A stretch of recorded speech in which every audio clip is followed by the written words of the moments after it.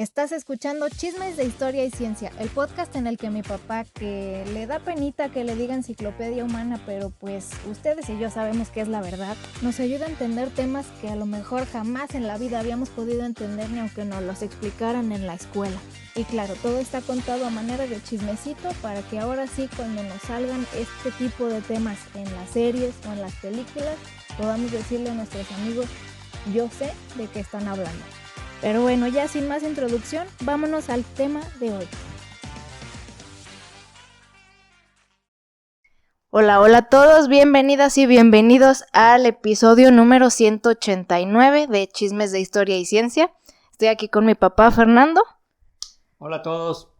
Y yo soy Rubí Navarro y pues ya saben, el día de hoy venimos a platicarles un chismecito, ahora tocó de ciencia.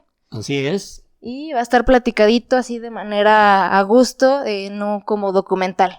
Ya los que nos conocen ya saben que ese es el propósito. ¿Cómo lo desarrollamos? Así es. Pero le saludo mi niña. Mi niña preciosa. Hoy, ¿qué tal? Tenemos rato que no hablábamos de algo de biología. Ándale. Y precisamente hoy vamos a hablar de un tema de biología. Vamos a hablar sobre los mamíferos. Entonces, bien, pues vamos a empezar. Sí, vamos dándole. ¿No? Primero que todo, quiero mostrarles antes, empezando con Aristóteles específicamente, decía que había 3 reinos: mineral, vegetal y animal. Es 3. Listo. Pero pues fue depurando este asunto. Entonces, ¿sabes qué? Lo mineral, que lo vamos a mezclar con lo vegetal. Y fue en 1789 cuando Carl von Linneo, un biólogo sueco, determina cómo hacer clados o ramas de los animales atendiendo a sus características morfológicas, anatómicas, de consumo, y inclusive tamaño y su posición en la tierra respecto a caminan, vuelan, se arrastran, nadan, etcétera, etcétera. Okay. Fue un gran trabajo el que hizo Carl von Linneo.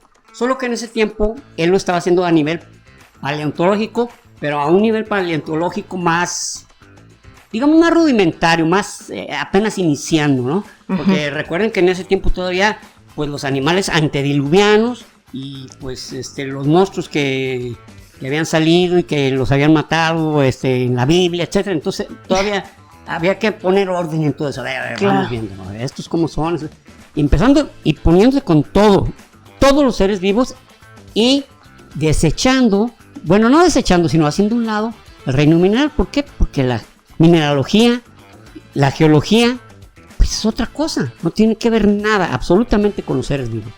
E hizo este gran trabajo. Entonces, ¿qué hizo Carl von Linneo? Bueno, dijo, aquí va a haber 3 reinos, pero 2 de ellos son de seres vivos. Es el reino vegetal y el reino animal. Okay. Donde en el reino animal, bueno, o todos los seres vivos estaba el reino. Con eso empiezas cuando vas a definir un ser vivo, el reino. Luego el filo, o sea, son cordados o no cordados, médula espinal o no la tienen. Filo, familia, clase, orden, género y especie. Ok. Entonces, todo eso nos lleva, por ejemplo, si vamos con el ser humano, si se fijan, o dice el hombre como si dice, es del reino de los animales, es de los cordados, de la clase de los mamíferos, de la orden de los primates, de la familia de los homínidos, del género Homo y de la especie Homo sapiens. Y si se fijan, siempre que nombramos un animal, siempre lo nombramos género y especie, ¿no? Por ejemplo, el canis familiaris es el perro, ¿verdad? Ándale, sí. Entonces, canis lupus es el lobo, etcétera.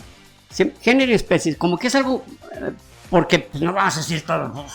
No. Desde el momento que decimos género y especie, ya las demás se dan por determinadas. O sea, es como si yo, Fernando Navarro, o Rubí Navarro, es licenciada. Ella es licenciada en negocios internacionales y dicen, oye, ¿y de qué familia es? Ahora, espérate. O sea, ¿cómo te va el acta de nacimiento y dónde estudió todo eso? Tú necesitas saber esto. Así ¿Qué es. licenciatura tiene para que desempeñe un trabajo? Se acabó. Exacto. Entonces- No como llega Aragorn a presentarse en El Señor de los Anillos, ¿verdad? Sí, cara. Nieto de Aragorn, sobrino de su pinche madre.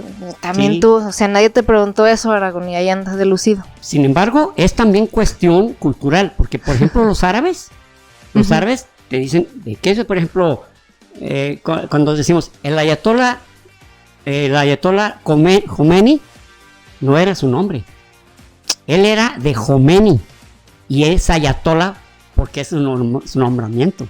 Ah, órale. Y Bueno, luego Saddam Hussein Al-Tikriti es porque él era de cerca de ahí, de una zona cercana al río Tigris.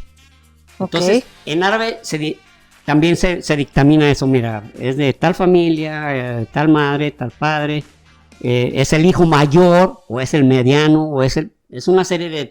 y dan un nombrezote, pero obviamente adaptándose a la forma occidental, no por adaptarse porque los occidentales así lo determinaron, sino porque es lo más simple, ¿no? Pues sí. Es lo más simple, ¿no? Inclusive se fijan los norteamericanos, no, pues Ray Charles, ¿no? Comprimidito, cabrón. Un solo apellido. Un solo apellido. Ujú. Y los Kennedy, pues se ponen John F. Kennedy, Robert F. Kennedy, Edward F. Kennedy, y el Kennedy es por su segundo apellido, la F es por Fitzgerald, que así se Fitzgerald. apellidaba su abuela, pero ellos son de origen irlandés, entonces predominaba como entre los católicos, predominaba bueno, fue más bien los españoles, pero bueno. Órale, ok. Entonces, ante ese esquema, ¿cómo fueron saliendo los mamíferos? Bueno, pues ya determinamos cuáles son los mamíferos. Pero si se fijan, claro que se fijan. En la parte de abajo, aparte del reino, puse yo otro, que se llama dominio. Ok. Esto se llama dominio y fue establecido recientemente. Recientemente me refiero 2010 por el biólogo Carl Woese. Carl Woese desde 1977 estaba con esto, o sea, no crean que se le ocurrió en el 2010. Oigan, ¿cómo ven? La revista Science dijo, oye, vamos a hacer esto. Está padre. Está sí. padre, oye, pues así más rápido, ¿no? No, desde el 77 él estaba peleando con eso. Peleando en el sentido de que estaba diciendo, ¿saben qué? Y digamos, este esquema lo iniciaron las arqueas. Pues las arqueas estaban dentro de los bueno, eran los eucariotas y los procariotas, o sea, Ajá. y los eucariotas son de varias células, entonces, pues son procariotas, pero son termófilos, o sea, que simplemente eran bacterias que tenían la gran capacidad de poder vivir en zonas muy ácidas, muy calientes, zonas muy, digamos, muy hostiles. Ajá. Para la vida común que nosotros conocemos. Pero él dijo, no mis nenes. Mis cielas. Las arqueas es otro reino. Eso es otro grupo. Entonces, ya lo demostró porque lo que dijo es, ¿saben qué? Las arqueas tienen hasta otro esquema genético. No quiere decir que la molécula del ADN estuviera cambiada o que tuviera 3 pares, no, es la misma, pero su sistema no es el mismo de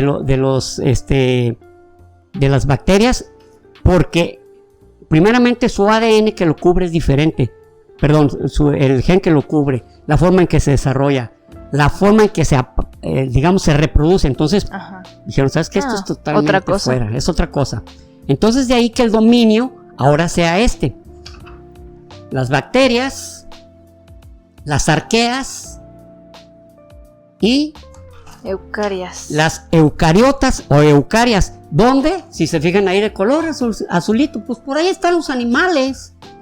O sea, los animales están lanzados hasta como dice un amigo, como huevo de perro, hasta atrás y apestoso, cabrón. O sea, órale, güey.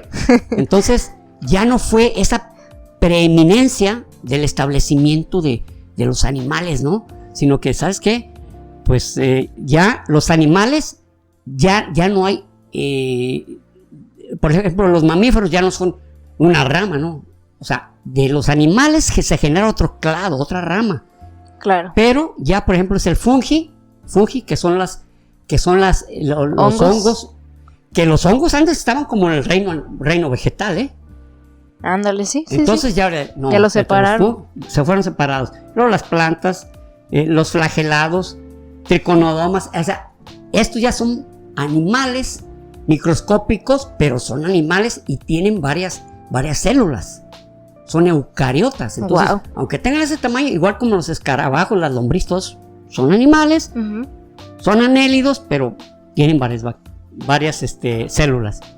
Entonces, este es el dominio actualmente. Este es como se establece. Y asimismo, para decir, ¿de dónde vienen los de estos mamíferos? Bueno, primeramente, los mamíferos vienen son sinápsidos. Ahorita les platico quiénes son los sinápsidos. Pero de los mamíferos están 3 grupos así muy básicos, ¿no? Que son los monotremas, que son los marsupiales, y los placentarios. Los placentarios, pues, que somos la mayoría de los seres humanos, la mayoría de los animales. Entonces, aquí esto es a los mamales, pero se deriva de los sinápsidos. O sea, hay un gran clado acá abajo que se llama sinápsidos, del cual se derivan los mamíferos y luego los sinápsidos, que son sus parientes. Y ahorita vamos a hablar precisamente sobre ese tema. ¿Quiénes son los sinápsidos? Bueno, los sinápsidos fueron, el quien le puso ese nombre fue un biólogo paleontólogo, o sea, cuando ya había un poquito más de información al respecto, a principios del siglo XX, o sea, estamos hablando de 1903, ¿no? Y él se llamaba Henry Osborn, y Henry Osborn determinó que los sinápsidos eran, lo de sinápsido lo determinan las ventanas que tienen los cráneos. Entonces, de tal manera que los saurios eran diápsidos, o sea, tenían 2 ventanas, más el orbital. Y luego estaban los anápsidos, que no tienen ventana. Y luego los sinápsidos, que somos los que descendemos. ¿Cuál es el sinápsido más famoso? El pelicosaurio. El pelicosaurio, que es como un saurio, pero con una cresta. Una crestota. ¿No es pterodáctilo? No, el pterodáctilo era el que volaba. No. Este es este sinápsido, es de los primeritos que nos hallamos. Primerito, o sea, de ahí descendemos. Pero este sinápsido, pelicosaurio, que es este saurio, como les digo, con una crestota, que hasta la fecha no se sabe cuál era su función. Se cree que podría haber sido función térmica, bueno, que hubiera más frío o más calor o algo por el estilo, y eso lo podía ayudar. Puede ser otra cosa, pero tenía una característica. La característica más grande es que caminaba con las 4 patas, aunque las 4 estaban como salidas. No sé si me va a entender. Así. Eso qué cura. Era diferente a lo que en ese tiempo, que estamos hablando en el Devónico, estamos hablando de 480 millones de años, el Devónico, todos se arrastraban. Y si nos vamos al Cámbrico, en el Cámbrico, lo que encontramos ahí son las que nos dan la médula espinal, las que nos dan, las que nos hacen determinar que tenemos el filo de cordados. Y es un animal que se llamaba picaya. Picaya con K. Con Y, ¿no? Picaña, la picaña pues es un corte muy sabroso. Y la picaya era como un anélido. Sin embargo, no es un gusano. Era un animal que tenía 100,000 músculos a los cuales estaba soportado en la cuerda. Y su cabeza era lobulada, o sea, tenía como dos cabezas y tenía unas como antenas sensibles. Entonces la picaya es a través de la cual se le dio a los seres cordados, a los cordados, tener precisamente Médula. Wow. ¿Quiénes no tienen cordados? Los escarabajos, o sea, los varios insectos y arácnidos, pues no son cordados, no lo necesitan. Pero es una afirmación un tanto, digamos, audaz, ¿verdad? Ay, cabrón, ¿cómo sabemos que no es de otra cosa? Bueno, si recordamos a Lynn Margulis, que fue la que verificó que la evolución no era el simple proceso de generar un cambio genético que le diera una ventaja, sino el agregar alguna bacteria, algún animal de algún tipo, o un anélido, un insecto que sino que le incorporó algo a ese animal que le dio una ventaja, como por ejemplo el citoplasma, ¿no? Que Lynn Margulis demostró que eran bacterias antiquísimas que se incorporaron, ¿no?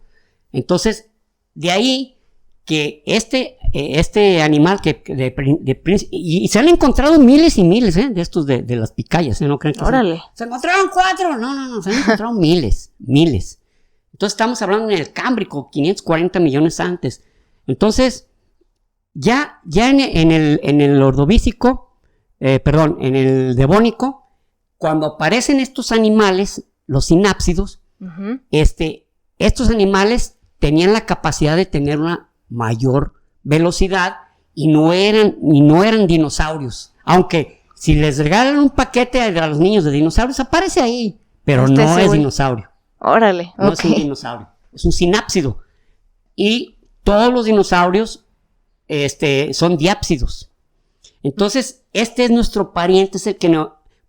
ahora, ¿cómo se le ocurrió? No fue ocurrencia, fue porque a través de una serie de animales que fueron apareciendo, iban teniendo esa característica que a la vez cambiaba, o se hacía más pequeña, o desaparecía y se convertía en otra cosa, ¿no? De tal manera que cuando fue en la era paleozoica, ya empieza a desaparecer, y al entrar la era mesozoica, aparecen ya estos terápsidos, que ya ellos caminan, pero con sus miembros originales bajo su cuerpo, pues así, como derecho. Esto aparentemente es una nimiedad, pero no. Esto les hacía perder el equilibrio fácilmente. Ah, claro. Entonces, era como traer bici sin llantitas. Exactamente. Entonces, lo que pasó fue algo benéfico. Como tenían que mantener el equilibrio, forzaron a que creciera el cráneo y se formara un nuevo elemento en el cerebro, que es la neocorteza, o sea, aquella corteza arriba del sistema límbico y del sistema que tenían todos los dinosaurios y todos los lagartos, que es el sistema límbico, que es lo más básico. Lo que es alrededor, la neocorteza, es un sistema que te ayuda a pensar, a diferenciar, a guiarte. Todo eso le dio muchísimo, favoreció mucho a los protomamíferos, ¿no? Porque todavía no había unos mamíferos así en forma, ¿no? Entonces, eso hizo crecer la neocorteza. La neocorteza. Crece el cerebro, crece mayor la capacidad. Y aparte de eso, por ejemplo, la cuestión de la energía, utilizar la energía de mayor eficiencia. O sea, los protomamíferos corrían a la misma, o sea, podían moverse todo el día comiendo el mismo número de calorías que comía un saurio, pero el saurio se cansaba, cabrón. O sea, porque según han verificado por el cuerpo que tenía y el tamaño que tenía, pues no podía sostener ese movimiento. En cambio, los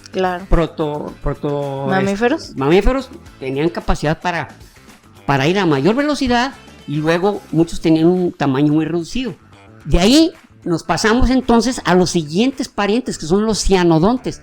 Los cianodontes de ahí derivamos todos los demás. Los cianodontes tenían, aparte de eso, esta característica.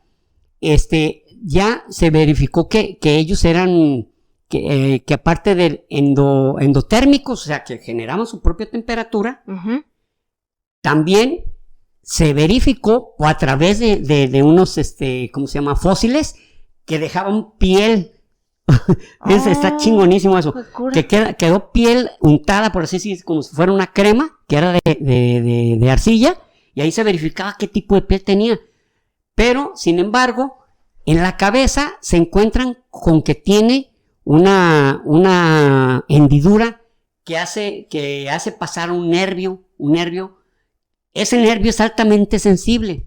Y entonces, eso hacía que los pelitos que tuvieran en la boca o cerca de la cabeza los hacía sensibles al acercamiento de alguien, a la temperatura, al sonido. Entonces, crece la neocorteza porque tiene que procesar más información.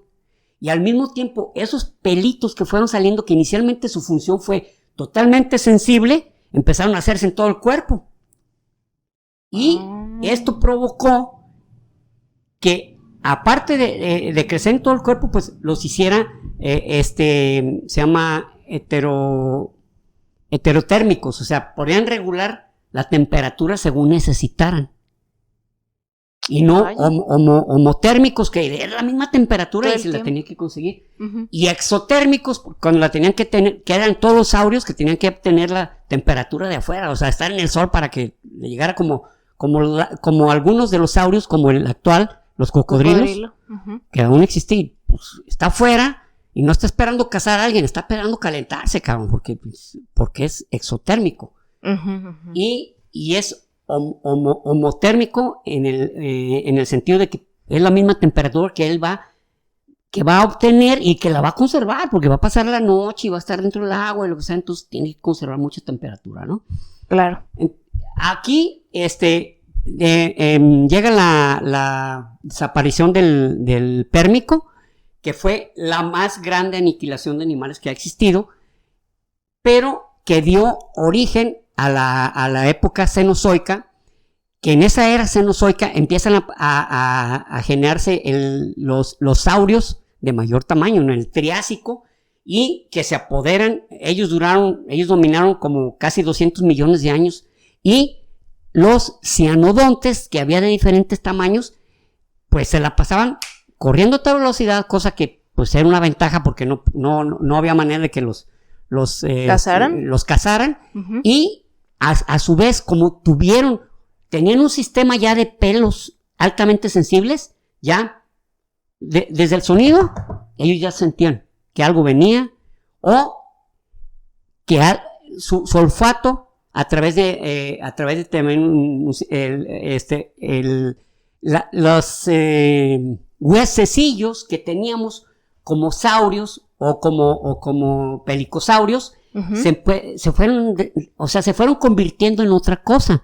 Se ven, por ejemplo, el suborbital, el hueso que era el suborbital desaparece y se convierte en el tímpano. Entonces adquirimos una gran capacidad auditiva, los mamíferos. Órale, ok. Llega la desaparición del Triásico con el famoso, con el gran meteorito, y desaparecen y la desventaja de que en ese tiempo de los mamíferos placentarios, pero a su vez, además de placentarios, eran amniotas. O sea, amniotas estamos hablando desde el Cámbrico, porque los amniotas son aquellos que pueden tener tanto en su útero o en los huevos en un lugar seco. No tienen que ser, por ejemplo, como los batracios, como las ranas, que tienen que tener en un lugar húmedo sus huevecillos. Okay. Entonces, somos también de origen amniota. Mamíferos de origen amniota. Pero, después se determina o se cree, porque no hay una evidencia, puesto que son tejidos blandos y no puedes decir, ¡ay, mira! Fíjate, este animal, las chichis, ¿cuántas chichis tenía? 1, 2, 3, 4. No, pues se deshicieron, cabrón. O sea, hay los esqueletos. Pero lo que se pudo verificar es que esos animales se alimentaban de de una especie de líquidos que arrojaba la madre para hacerlos inmunes a las bacterias, que con el tiempo desarrollan glándulas mamarias. Y desarrollan glándulas mamarias, pero a su vez, desarrollan cómo mantener, y las glándulas mamarias les dan una ventaja fabulosa, porque, por ejemplo, las aves, a la hora que los huevecillos explotan, o mejor dicho, hay la eclosión, pues la mamá tiene que ir a buscar qué darles de comer a los polluelos. Sí. Están haciendo un pedo del demonio porque la mamá, dame de comer a mí, este güey le diste. Y en cambio, los mamíferos, si la mamá estaba alimentada y tenía que ocultarse durante días, ella seguía alimentando a sus crías. Esto le dio una gran ventaja. Claro. Posteriormente, cuando fue la gran catástrofe del Triásico Paleógeno, resulta pues que pues la Tierra pasó por un momento terrible en cuanto a mortandad, y lo que era la desventaja para los mamíferos que tenían que ocultarse, pues fue su ventaja porque estaban ocultos cuando pasó todo el desmadre. Y aparte tenían cómo alimentarse, porque se alimentaban entre los animalillos que andaban debajo de la tierra, y luego a su vez ellas ya tenían alimento para las crías, y eso les creó esa ventaja, mientras a la hora que, digamos, de una manera, como una especie de ejemplo, salen, ¿qué pasó? ¿Qué pedo? ¡Ay, cabrón, qué desmadre! Ya todos los saurios habían desaparecido, ya no había competencia, cabrón. Ya no había competencia. Entonces, fue cuando empiezan a desarrollarse algunos mamíferos que empiezan a trepar y que empiezan a diversificarse de tal manera que en 100 millones de años se diversificaron como ningún otro. Tan es así que, por ejemplo, entre los mamíferos, que somos nosotros, están los ovíparos, como los monotremas. Los monotremas hay dos tipos nomás, que son mamíferos, pero que ponen huevo. Nomás hay dos, que es el ornitorrinco y el Ay, se me olvidó, nomás me acuerdo del ornitorrinco. Sí, es que son dos, el ornitorrinco y no recuerdo el nombre del otro animal, pero son dos. Y los que a su vez generan una placenta un tanto, digamos, un tanto no totalmente desarrollada, que son como los canguros, como los marsupiales, canguros, koalas, zarigüeyas, pero hay 300 grupos de marsupiales, pero ellos medio desarrollan al feto, y el feto se tiene que terminar por desarrollar en una bolsa. Pero sin embargo, no hay un solo lugar, un solo ecosistema en el que no haya presencia de los mamíferos. De tal manera que, por ejemplo, ¿y mamíferos voladores? Efectivamente, los murciélagos. Los murciélagos, y la diversidad es, en cualquier parte de la Tierra hay mamíferos, en la que quieran. Hay algunos tipos de familias que no se pueden desarrollar. Y acá los mamíferos en tierra, desiertos, montañas, planicies, tundras. Luego, en el aire, pues, en las cuevas, árboles, etcétera, los murciélagos, que el más chico, hay uno que se llama el murciélago nariz de cerdo, mide 2 centímetros. 2 centímetros. Y no conformes con eso, los cetáceos. Los cetáceos son mamíferos acuáticos, como los delfines y las ballenas. Y en el contraste entre el murciélago nariz de cerdo con la ballena azul pesa 170 toneladas. Mide 30 metros de largo. O sea, No mames. ahora, el caso de la ballena es un caso muy interesante porque entró y salió 2 veces del agua. Exacto. Es todo un tema muy interesante ese el de la ballena. Y eso Que es algo que Aristóteles había dicho. Aristóteles lo verificó eso, dijo, ¿saben qué? Estos son mamíferos, porque pues para ellos eran pescados. No, estos son mamíferos. Y él los llamó igual, los llamó así, cetáceos, ¿no? Entonces, bueno, fue una observación, porque el tipo era muy observador, pero había cosas que, pues sin tener, o sea, medios sin tener para... los medios, pues, o sea, pues ahí se aventaba. Yo es lo único que le critico a Aristóteles, es que había cosas que él las asumía y las dictaba como algo certero. Pero bueno, igual no estamos hablando de filosofía, ya hablamos. Luego hablaremos después.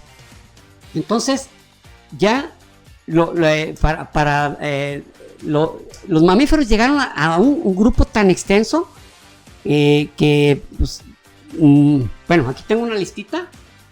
Pero nomás para darnos una idea de la cantidad de mamíferos y dónde está, ¿no? Tienen 3 categorías de hábitat, ya sabemos, terrestres, acuáticos, voladores, y luego están los monotremas o prototerios. Luego, que es el ornitorrinco y el equidna, es el que no nos acordamos. No me marsupiales, que son los canguros, koalas, zarigüeyas. Placentarios, todos los demás, todos nosotros. Los placentarios son dermopteros, como las cigarras, pulgones, ardilla voladora. Los sirénidos, como los dugongos, manatíes. Artiodáctilos, como los hipopótamos, búfalo, jirafa, buey, gacela. Insectívoros, como la rana, araña, oso hormiguero. Tubulidentados, como el oso hormiguero. Los tubulidentados son un caso bien curioso porque tienen un chiquitito, pero de ahí se succionan las hormigas y pues adiós, mi canor. O chiquitito en cuanto a la anchura, pero está largote. No es nada personal, pero tengo que chingarme muchas hormigas para poder seguir viviendo. Sí, está bien cura. Luego están los carnívoros, pinípedos y fisípodos, que son grandes carnívoros, ¿no? Como tipo las focas, que las focas no son sirénidos. Y luego están los quirópteros, con murciélagos. Los murciélagos son quirópteros. Los folidotos, con escamas y prensiles, como el pangolín. Sí. Y luego los cetáceos, como las ballenas y delfines. Roedores, como ratones. Endentados, como armadillas y perezosos. Iracoideos, los iracoideos son como parecidos a las nutrias. Las nutrias y los castores. Son parecidos, son de ese mismo. Los proboscidios son como los elefantes. Fíjense que los elefantes hay veces que dicen proboscidios o paquidermos. Okay, el proboscidio tiene que ver con que tiene una trompa larga. Y paquidermo por la piel gruesa. Por ejemplo, el hipopótamo y el rinoceronte son paquidermos también, porque tiene una piel muy gruesa. Por eso dermo, claro. Sí. Exactamente. Y luego están los lagomorfos, liebres, conejos, etcétera. Luego nuestra familia, nuestra clase, los primates, que pueden ser lemúridos, cercopitécidos, luego homínidos, como homínidos, cercopitécidos, társidos, los homínidos, pues el pan troglodita, que es el chimpancé, y que compartimos con él el 99% de nuestra genética, y los perocidáctilos, como son el caballo, la cebra, los rinocerontes. Esos tienen una sola pezuña. Los artiodáctilos, que nombramos como la jirafa, y el rinoceronte. A ver, ¿es el rinoceronte o el hipopótamo? No, es el artiodáctilos, hipopótamo, perdón. ¿No? El búfalo, la jirafa, el buey y la gacela son artiodáctilos, tienen una pezuñada doble. Ok. Entonces, y el hombre obviamente pasó por muchas, porque es primero del género de los primates, pero luego ya la familia de los homos, el género Homo y la especie Homo habilis, Homo erectus. Sí, ahí es donde sapiens. varió. Ahí es donde varía la especie. Y del cual se dice que realmente somos, desde el momento que nos convertimos Hay un libro que ya se los había recomendado, de Yuval Noah Harari, donde dice que el Homo sapiens sapiens realmente aniquiló a las demás especies que eran contemporáneas, como al Homo erectus, como al Neandertal, el Homo heidelbergensis. O sea, él dice eso, dice, pues si llegó un momento en que coincidieron en el tiempo y nomás uno sobrevive, pues quiere decir que aniquiló a los otros. ¿Y si coincidieron en el tiempo? Sí, o sea, mira, coincidieron de esta manera. Está este grupo y está este otro grupo y de este otro grupo y luego está este otro grupo. Entonces llega un momento que hay una coincidencia en el tiempo de varios de ellos, ¿no? Entonces, efectivamente, ya había Homo sapiens sapiens cuando en Europa estaba generándose, o no generándose, sino estaba desarrollándose el Homo erectus. El Homo erectus. Entonces de ahí que se empezó en África, pero ya había Homo erectus en Europa, porque ya había habido Homo erectus que habían ido hacia allá, ya que ya se habían desarrollado. Sí, y había Homo erectus en Asia, en el extremo asiático, como China, como el hombre Pekín, que era un Homo erectus, ¿verdad? Entonces, bueno, pues estos son los mamíferos que son el grupo de seres vivos más extenso, el que tiene cubierto toda la esfera terrestre, los que más, y los que desarrollaron a ese ser, a ese mamífero que se convirtió pues en el dominador de todos los demás, que somos nosotros, el Homo sapiens sapiens. A veces lo digo como con cierta vergüenza y a veces con cierto orgullo, porque pues sí, nos debemos sentir orgullosos, pero también hemos creado un infierno con muchos para muchas especies. Para muchas especies hemos sido sus aniquiladores y para la humanidad en sí, en nombre del confort, en nombre de la no pérdida de tiempo o de la mayor forma de obtener algo del cual no tengamos que gastar mucha energía, pues estamos haciendo que esto esté chupando, esté dañándose muchísimo el ambiente, ¿no? Muchísimo el ambiente. Entonces, pues bueno, esto es lo que tengo que decir respecto a los mamíferos. Y les voy a mencionar los libros de los cuales me he basado. Miren, Daniel Piñero, que se llama De las bacterias al hombre, la evolución. Está interesante porque está cortito y te da una síntesis muy práctica de cómo, y no tiene un lenguaje muy complicado. Luego, El origen de la célula, de Lynn Margulis. Ah, claro. Nuestra maestra Lynn Margulis, a la que queremos muchísimo. Luego, a Detlef Ganter, Vida y Naturaleza, todo lo que hay que saber y ciencia. Vámonos. Luego de Matt Radley, que es uno de mis autores favoritos, que se llama ¿Qué nos hace humanos? Miren, es una pregunta como bien básica. ¿Qué nos hace humanos? No, léanlo, cabrón. O sea, ¿por cuántas cosas puede ser de otra especie, de otro género? Pero hay algo que nos hace humanos. Y luego otro que ya se los he mostrado en algunas ocasiones, que se llama Los 10 inventos de la evolución, de Nick Lane. Este libro me encanta, lo he leído, yo creo, sí, 10 veces. Lo he leído unas 3 veces, pero me encanta porque hay algunos conceptos que se me pierden y otra vez a recurrir. Los 10 grandes inventos de la evolución. Tenía otros por ahí, pero dije, no, yo creo que ya fue suficiente y ya... yo creo que aquí tenemos la información, toda la más básica, para saber sobre lo que fue la evolución de los mamíferos y su participación en el ecosistema mundial.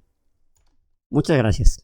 Nice, pues sí, episodio fue más cortito. Díganos qué les pareció el hecho de que fuera más cortito y pues también pues mucha información. Creo que como seres humanos pues hay que conocerla, o sea, conocer, ya me imagino que igual después hablaremos de otro tipo de pues reino o a lo mejor no sé, especie, ¿no? Especies, exacto.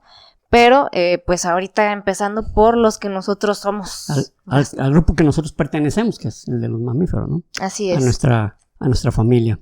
Exactamente. Entonces, a los que les gustan los temas de biología, pues ojalá que les haya gustado y que haya sido fácil de comprender, que yo creo que sí, la verdad se me hizo que lo explicaste muy dinámico. A mí sí me gustó. Ustedes nos dejan sus comentarios. Su opinión, que es valiosa, son muy valiosas, sus opiniones son muy valiosas. Sí, definitivamente. En algunas, la mayoría de las ocasiones no son opiniones, son, muy bien, lo entendí, más fácil, ¿eh? Y esa es una opinión que dice, ok, entonces sí está correcta esta línea que seguimos. Exacto, así es. Bueno, pues entonces vámonos a los saludos. El primero es para Cristina Méndez. Ella dice que nos escucha mientras cocina. Entonces, a toda madre, ojalá hoy Ojalá que te quede muy sabroso lo que cocinas para que todavía lo recuerdes más. ¿Sabes que escucho a estos tipos, a estas personas, a Rubí y a Fer? Como que me queda más sabrosa la comida, ¿no? Hombre, es genial. Maravillosa jugada. Y ahí pues me identifico contigo porque como les he dicho, pues yo hago casi todas mis cosas en la vida mientras estoy escuchando algo. Entonces también, mientras cocino, también estoy escuchando algún podcast. Entonces saludos, Cristina. El siguiente saludo es para, se escribe así, Chicken Full. Dice que es de San Antonio, Texas. Y que tiene familia en Jamaica y que se siente orgulloso de ser nuestro paisano. Es de nuestro estado, Jamaica está aquí en el estado de Jalisco. Así es. Y es una ciudad muy bonita, pegada al lago de Chapala, el lago más grande de México. Correcto. En Jalisco, para variar. Y que de hecho, o sea, si no sabes qué es lago, pues sí podrías pensar que es un mar. O sea, que es el mar o algo así, porque te vas ahí a la orilla. Sí, y sí se ve muy extenso. Muy infinito. Sin embargo, es el lago más grande. Sin embargo, hay lagos mucho más grandes en todo el mundo, que verdaderamente sorprenden, ¿no? Que dices tú, y inclusive les llaman, que pueden ser un lago, pero les llaman mares por el tamaño que tienen, ¿no? Aunque estén cerrados totalmente dentro del continente, ¿no? Uh-huh. Sí, correcto, pues ahí está. Ya de hecho ese lugar ya es como tan bonito, tan a gusto, que pues ya hay mucho retirado hay gringo ahí, ¿verdad? Ajijic, uh-huh. Está llena de gringos, sí. Está llena de norteamericanos, prácticamente. Pero eso sí tienen una sana costumbre, no hablan inglés, hablan español. Sí. Y hace unos años, yo diría que varios años, más de 10, uh-huh.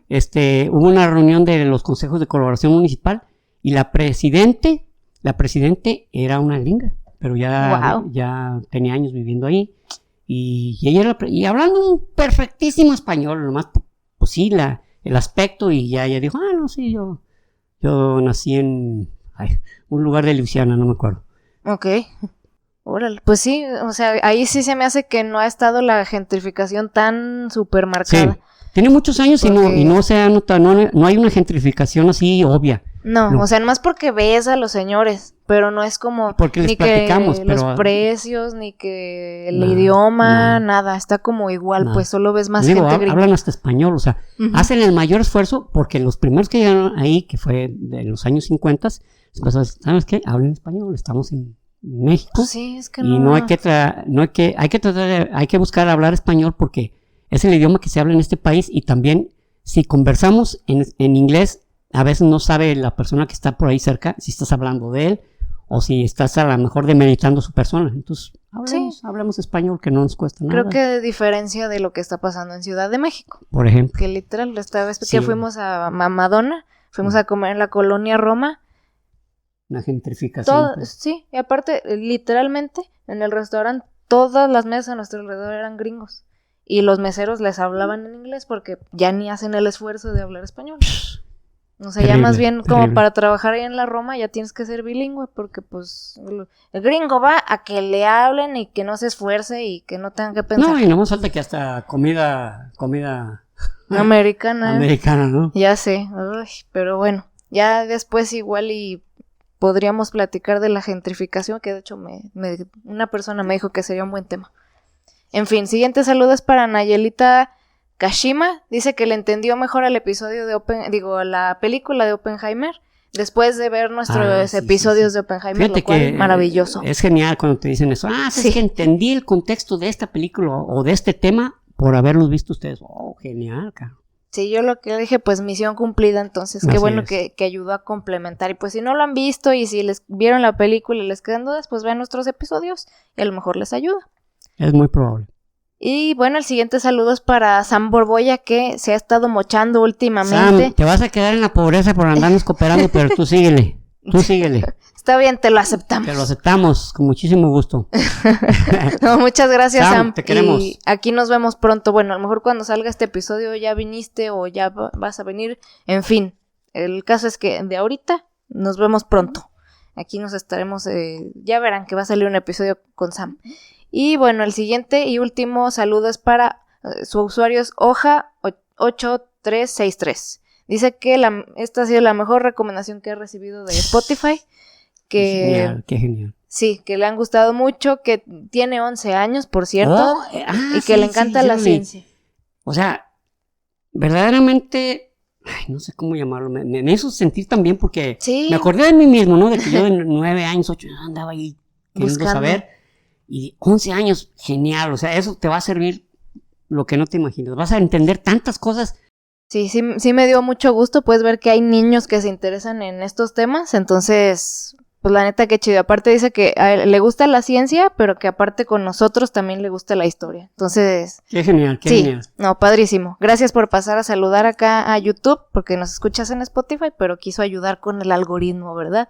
Que justo hablando de eso, pues ya, ahora sí llegamos al final del episodio. Les pedimos por favor que si pueden dejar unos... ¿Vas a decir el emoji? Emoji, ya ven que hay unos pequeños insectos ahí, se ve con un gusanito. Ajá. Dejen 3 animalitos nada más. Sí. No. Bueno. Dejen 3 mamíferos, que sea un elefante, una cebra y otro. Sí, déjenos 3 mamíferos, pero aparte les pedimos si nos pueden dejar más de 3 palabras para que el algoritmo nos ayude. Bueno, para ayudar más bien a vencer el algoritmo de YouTube. Y hoy les voy a pedir otra cosa que nunca les he pedido. Los que nos escuchen en Spotify, si nos pueden dejar 5 estrellas ahí, nos califican con 5 estrellas ahí en Spotify, nos ayuda a subir en los rankings. Entonces, por favor, se los pedimos, ¿sale? Bueno, pues muchas gracias. Gracias por llegar aquí al final del episodio. Los queremos. Suscríbanse si no se han suscrito y nos vemos el próximo episodio. Hasta pronto. Y recuerden, prohibido dejar de aprender.